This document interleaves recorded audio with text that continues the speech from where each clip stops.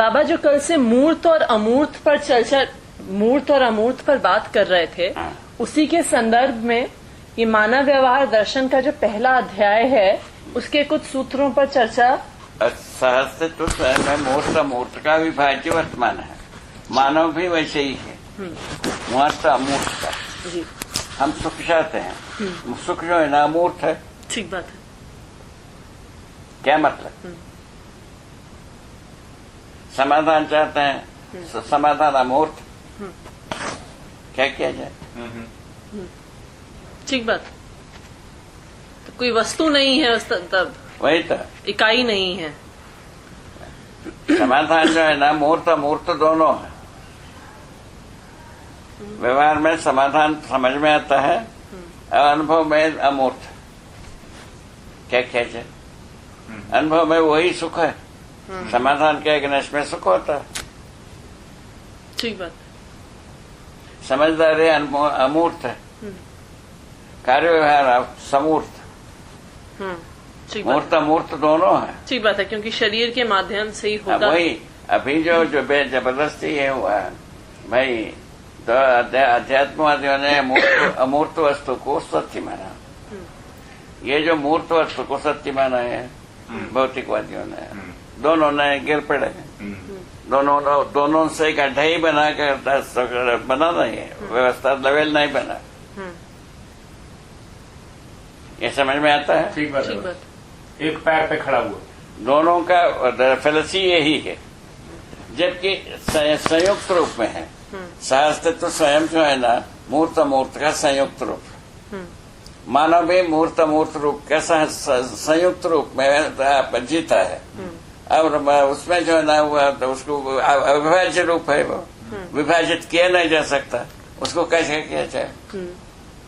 ठीक बात। यहीं से आदमी का पतन हुआ, दोनों विधि से। पतन का कारण है परंपरा नहीं बना। दोनों को पहचाने बिना काम नहीं चलेगा। अब मूर्त अमूर्त का संयुक्त रूप में सहस्तित्व है। सहस्तित्व का प्रतीक रूप में मानव है। मूर्त अमूर्त रूप में जीता है। ठीक बात। आशा है, अमूर्त है, तो जीता है, आशा सहित है। ठीक बात। आशा को अलग करके जीता हुआ आदमी को देखा नहीं जाता है। ठीक बात है। बिल्कुल। तो विचार भी अमूर्त ही है। ऐसे सब चलेगा। इसमें एक सूत्र लिखा है आपने बाबा, व्यापक सत्ता अथवा परमात्मा जागृत मानव में से के लिए कार्य व्यवहार काल में नियम के रूप में, विचार काल में समाधान के रूप में, अनुभव काल में आनंद के रूप में और आचरण काल में न्याय के रूप में प्राप्त है। क्योंकि सत्ता में संपूर्ण प्रकृति संपृक्त अविभाज्य रूप में विद्यमान है। यही सहअस्तित्व है। ये हजम होने पर क्या बचता होगा? ये सूत्र यदि हजमाता है तो क्या बचता होगा? क्या प्रश्न है संसार में? पचने में तो होगा आराम से बाबा। इसको समझना पड़ेगा ना बाबा। ठीक बात है, तभी तो पचेगा बाबा। समझना क्या मतलब जीना। तो जब आप कहते हैं कि कार्य व्यवहार काल में नियम के रूप में और विचार काल में समाधान के रूप में, तो हम कह रहे हैं कि यही सत्ता का ही प्रगठन है, अलग अलग। पुनः सहस्तित्व का प्रगठन है, पुनः वही रोश वहीं का वहीं है गुर्रा। तो हम कह रहे हैं कि जो सत्ता और प्रकृति का सहअस्तित्व है, संयुक्त रूप में व्यवहार जो है ना मूर्त अमूर्त दोनों के साथ है। ठीक बात। तो वही जो सहअस्तित्व है वो अलग अलग जगह अलग अलग रूप में प्रमाणित हो रहा है। विचारों में समाधान में, पदार्थ अवस्था में अलग ढंग से, प्राणावस्था में अलग ढंग से, जीवावस्था में अलग ढंग से, मानव के स्वरूप में ऐसा। ये काल शब्द वहां पे ठीक है क्या बाबा? विचार काल या व्यवहार काल, ये सब जो है ना मूर्त रूप के साथ है काल। अच्छा। और वही जो सार बता रहे हैं नियम अमूर्त रूप में है और वो निरंतर है। हाँ, निरंतर है। अच्छा, आपने प्राप्त शब्द का प्रयोग किया है। हाँ, सबको प्राप्त है, सर्व मानव में प्रमाणित होता है। जागृत मानव में कहा है ना भाई, हाँ, वो ठीक बात है। कहीं से लाना नहीं पड़ता उस रूप में हर प्राप्त। जागृत मानव में प्रमाणित होता है। ये क्या और कहीं से लाना नहीं पड़ता, ये प्राप्त है, ये भी प्राप्त बात है, कहीं से प्राप्ति करना नहीं है, अनुभव करना है। कहा है ठीक बात, समझना है बेसिकली, समझना। तो वो है ही। ठीक बात वही है। मतलब वो है, हमें बस उसे समझना है। वही बात, उस अर्थ में समझना है, प्रमाणित करना है। समझने का मतलब है प्रमाणित होना।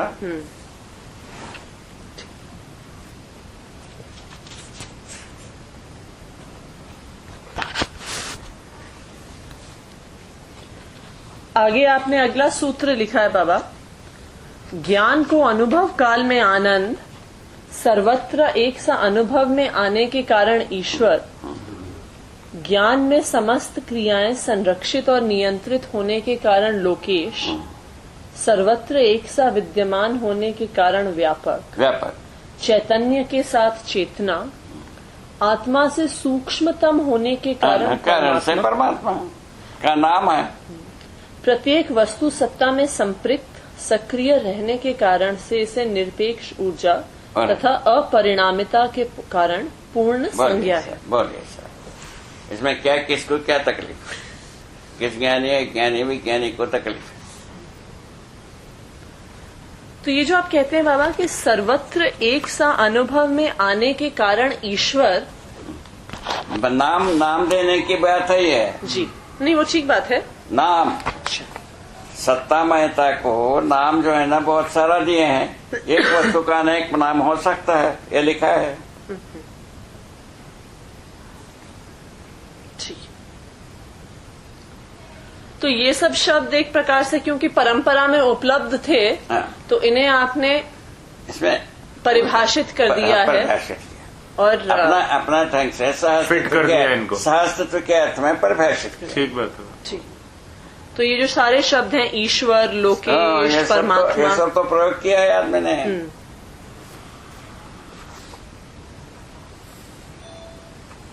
परंपरा को सम्मान किया नहीं है ऐसा भी बात नहीं इसमें। तरीका जो है ना परंपरा के अनुसार नहीं है। जो सम्मान करने की तरीका परंपरा के अनुसार नहीं है, वो ठीक बात है, किंतु सम्मान किया है। ठीक बात है।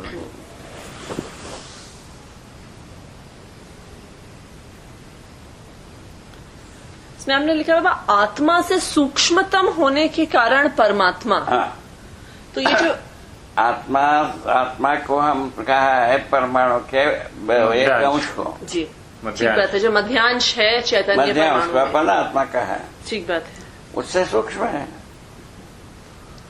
बेसिकली तो सूक्ष्म होने के कारण से आर पार है। बेसिकली तो पारगामी है, वही बात। क्योंकि सूक्ष्म कहने से लगता है कि वो भी पदार्थ है और उससे थोड़ा कम घना है, ऐसा नहीं, पारगामी। पारगामी, ठीक है। पारगामी होने के रूप में सूक्ष्म है, ठीक बात, ऐसा कहा है। ठीक, उचित, ऐसे ही तो समर्थ होता है।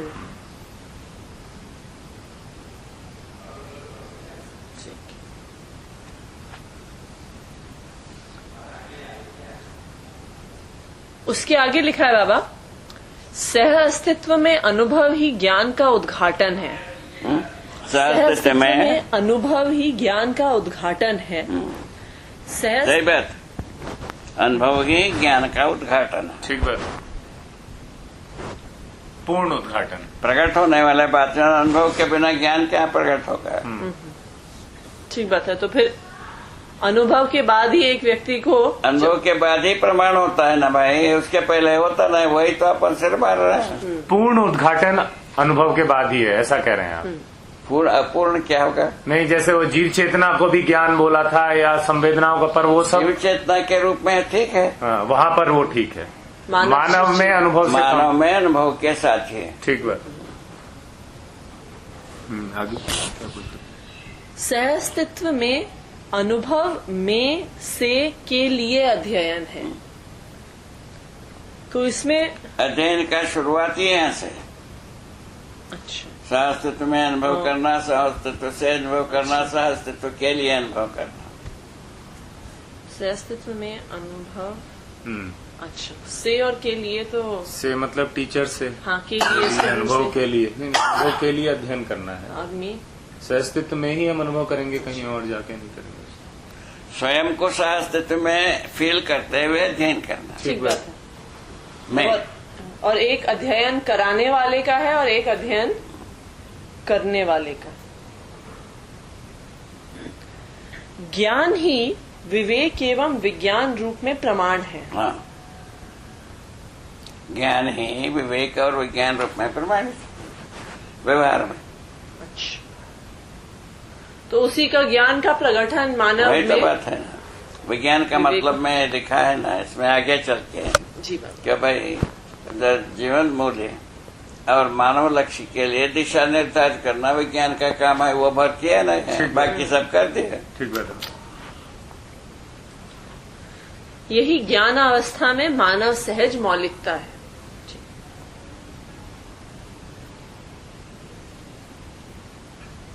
अच्छा, ये चले गए 1 घंटे के लिए, 1.5 घंटे के लिए चल गए लगता है ना। 8 बजे आएगा ना। इसमें आप लिखते हैं बाबा, ज्ञान स्वयं क्रिया न करते हुए अथवा क्रिया न होते हुए मानव जीवन में अनुभव स्थिति में आनंद सहज वैभव प्रमाण है। क्या बोला? ज्ञान स्वयं क्रिया न करते हुए अथवा क्रिया न होते हुए मानव जीवन में अनुभव स्थिति में आनंद सहज वैभव प्रमाण है। बोलिए बोलिए। जबकि मात्रा ना होते हुए, तरंग ना होते हुए, क्रिया ना होते हुए ये आनंद के रूप में प्रमाणित होता। तो 2 बातें लिखी हुई बाबा। एक तो लिखा है कि अपने में आनंद के रूप में प्रमाणित होता है, फिर आगे आपने लिखा है अनुभव पूर्वक अभिव्यक्ति ही ज्ञान है। हाँ। तो उसका प्रमाण को भी ज्ञान, प्रमाण को भी ज्ञान है, ज्ञान का है ना। तो उसका एक मूर्त रूप भी है और एक अमूर्त रूप भी है, दोनों है एक तरह से। मूर्त रूप और मूर्त रूप का संयुक्त रूप में है। हाँ, वही पुनः वही। अच्छा, ठीक है।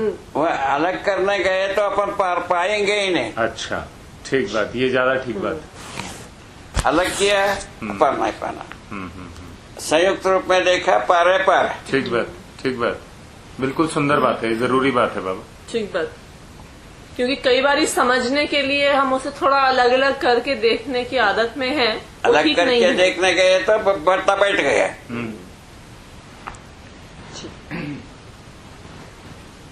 अलग का बात होते ही नहीं तो कहां से कराओगे अलग।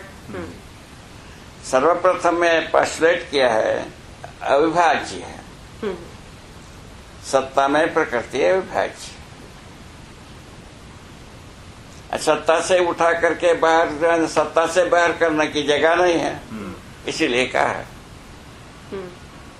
सत्ता से अलग करके देखने की जगह ही नहीं है, ठीक बात। स्थान ही नहीं है। और दूसरी तरफ इकाई के बिना सत्ता भी व्यक्त नहीं हो सकती है? इकाई के बिना सत्ता भी व्यक्त नहीं हो सकती। वो तो उसका अलग दूसरा वो तो इस पहलू है तो अलग से कह दिया, वो ठीक है। मतलब वो उसका फिट दूसरा करते हैं। पहलू है। व्यक्त होने की विधि है ना परंपरा के रूप में, वो प्रकृति, उसमें सबसे विकसित प्रकृति को मानव के रूप में पहचाना। ठीक बात, ठीक बात। जीवन के रूप में व शरीर के रूप में, दोनों स्वरूप में विकसित। शरीर के रूप में व्यक्त होने योग्य कंपोनेंट बनाया है, जिसमें मानव का कोई भी काम नहीं है, ठीक बात, इन्वॉल्वमेंट नहीं है। और जीवन जो है ना व्यक्त होने के लिए तरसी रहे। ठीक बात। ऐसे उसी का अध्ययन कराने की कहा। शास्त्र भौतिकवाद जो है ना एक भाग को लेके गया मूर्त रूप को अमूर्त रूप को लेकर के आदर्शवादी होने गए, दोनों का भट्टा बैठ गया।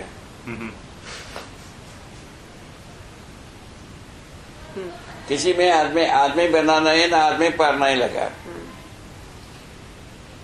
क्या किया जाए बता। और हजारों लाखों अरबों ये मैंने सिद्ध हो गए, अब क्या किया जाए।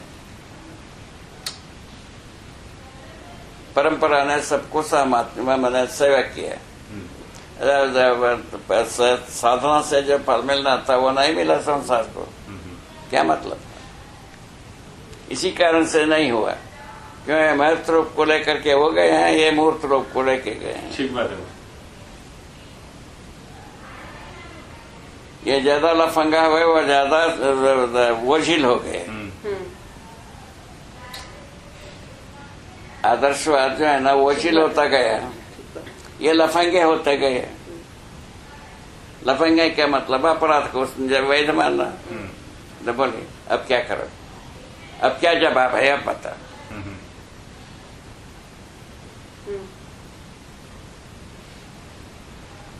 ठीक बात है। ऐसे बात बनाए, नेकेड वे में बात किया जाए तो ऐसा बनता है। बिल्कुल ठीक है। नहीं, वो प्रिसाइज भी है बाबा। हाँ, मतलब लफंगे को हम परिभाषित कर देते हैं तो वो जायज हो जाता है। नहीं तो इसीलिए अविभाज्य रूप में अध्ययन कराने की कोशिश किया है। ठीक बात है, तभी ये पहला चैप्टर भी है। तरीका ये अपनाए हैं भाई। हाँ। इसको जो ना आगे चल करके पीढ़ियां जो है ना जितना समर्थ करेगा करेगा। बिल्कुल ठीक बात है। समझे बिना इसको समर्थ किया नहीं जा सकता, इतने को समझना पड़ेगा। बिल्कुल ठीक। उसके बाद समर्थ की बात होगी। बिल्कुल ठीक बात है। यदि बिना समझे समर्थ करना जाएगा, नहीं तो आदर्शवाद होगा, नहीं तो भौतिकवाद होगा। ठीक बात। ठीक बात है।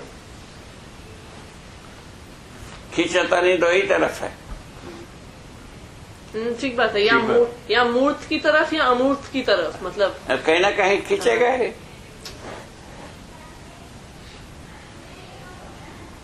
इसीलिए अपन परिभाषा विधि को अपना दिया। वो भी एक गले की फांसी है। नहीं, वो आवश्यक है बाबा। नहीं तो स्पष्ट होने के लिए तरीका बनाया। बिल्कुल, नहीं तो मीनिंग टिकेगा ही नहीं। ना समझा हुआ आदमी के लिए गले की फांसी। हाँ, वो ठीक बात है। नहीं, वरना परिभाषा के बिना अर्थ तक तो पहुंच ही नहीं सकते ना बाबा। परिभाषा के बिना इसको कहा नहीं जा पाता, तो कहा नहीं हम स्वयं नहीं कह पाए। ऐसी बात। अंत में आपने कहा है बाबा इस अध्याय में, ज्ञान ही शून्य और शून्य ही ज्ञान है।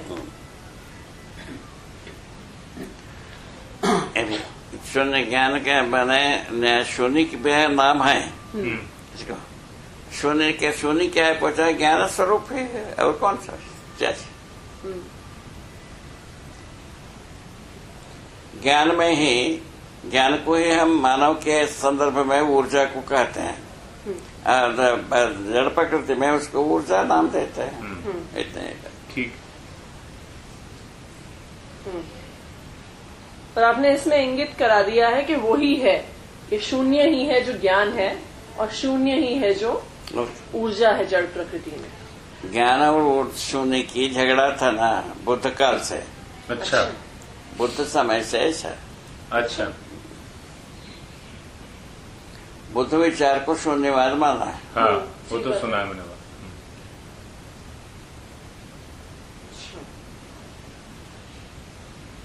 तो उसी को क्लैरिफाई करने के लिए आपने कहा है कि एक ही है। ठीक है, उसमें क्या नाम देने में क्या तकलीफ है, वही सब नाम देने के लिए है तो सत्ता है। हाँ, मूल में अपने को बात पकड़ में आनी चाहिए। ठीक बात। वहीं पर ये जानने से भी थोड़ा यूजफुल हो जाता है कि बाबा ने किस संदर्भ में नाम देने की विधि बताया इसमें। कुछ का केवल नाम का भी बात किया, दोनों किया है। बढ़िया।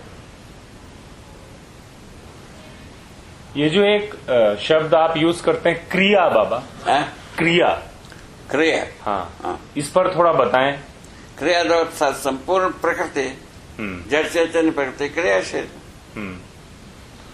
ज्ञान मूलक विधि से चैतन्य प्रकृति में से मानव और शरीर मूलक विधि से जीव संसार, जीव चेतना और पदार्थ संसार जो है ना, रूप प्रधान विधि से, गुण प्रधान विधि से काम करता है।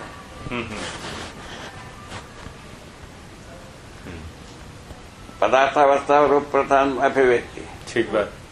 ज्ञान प्राणावस्था गुण प्रधान अभिव्यक्ति।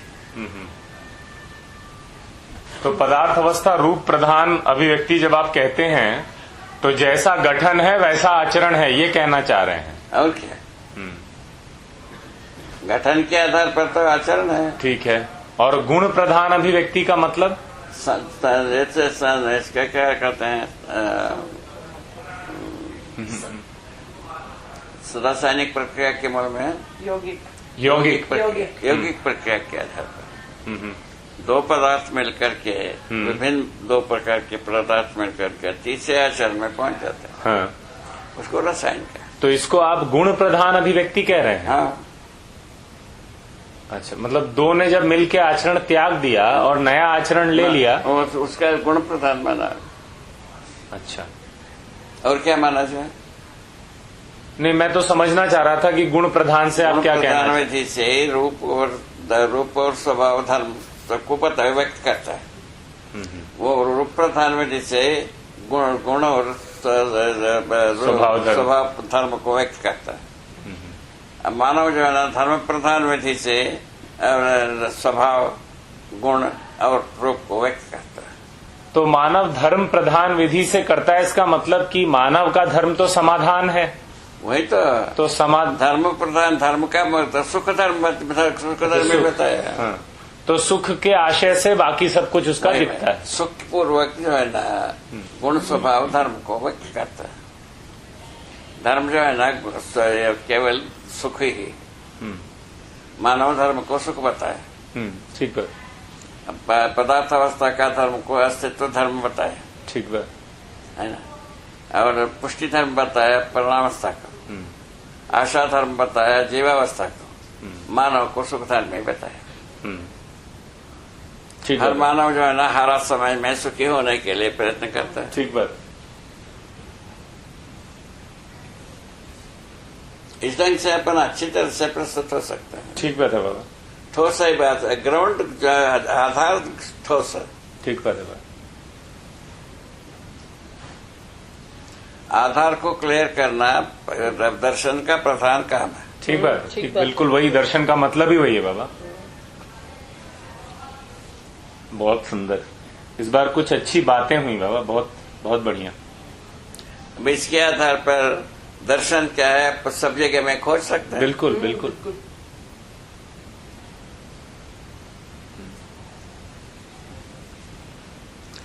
सबको मुट्ठी में लाने की बात है। जब हम क्रिया की बात करते हैं बाबा, तो ये कहना ठीक है कि इकाई क्रियाशील है, कि ये कहना ठीक है कि इकाई क्रिया है? क्रियाशील रहता ही है। जड़ प्रकृति सब पूरा जड़ चैतन्य दोनों, और चैतन्य प्रकृति इसका जो दो भाग हुआ, जीव चेतना विधि से, मानव चेतना विधि से, देव चेतना विधि से, दिव्य चेतना विधि से, ये विभाजित है।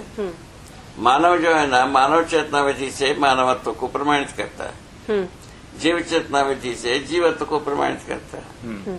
किसको करना, आप स्वयं तय करो। ठीक बात। वो ठीक है बाबा, बिल्कुल। मानव चेतना के बिना तो काम नहीं चलेगा, ये तो स्पष्ट है। मैं भाषा के अर्थ में पूछ रही हूँ कि कौन सा उपयुक्त है। अगर हम भाषा या व्याकरण के अर्थ में देखें, कौन सा व्याकरण? हाँ, वही मैं पूछ रही हूँ। वही तो मुख्य बात कि ये कहना जो मनपसंद व्याकरण को हम जूता मार दिया है।